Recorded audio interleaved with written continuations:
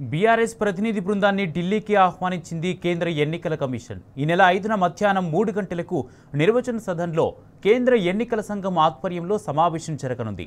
ఈ మీటింగ్కు ఆహ్వానిస్తూ ఈసీఐ కార్యదర్శి అశ్విని కుమార్ మొహల్ బీఆర్ఎస్ పార్టీకి లేఖ రాశారు. ఈ ఆహ్వానాన్ని తెలంగాణ రాష్ట్ర ప్రధాన ఎన్నికల అధికారి ద్వారా బీఆర్ఎస్ అధ్యక్షులు కేసీఆర్కు కూడా పంపారు. పార్టీ వర్కింగ్ ప్రెసిడెంట్ కేటీఆర్ సారథ్యంలో బీఆర్ఎస్ బృందం ఈసీ సమావేశానికి హాజరు కానుంది.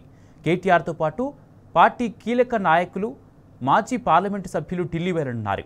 రాజ్యసభ సభ్యుడు BRS floor leader Suresh Reddy, MP Vaddiraju Ravichandra, మాజీ ఎంపీలు బోయినపల్లి వినోద్ కుమార్, బాల్కా సుమన్, బీఆర్ఎస్ ప్రధాన కార్యదర్శి ఆర్ఎస్ ప్రవీణ్ కుమార్ బీఆర్ఎస్ బృందంలో ఉన్నారు.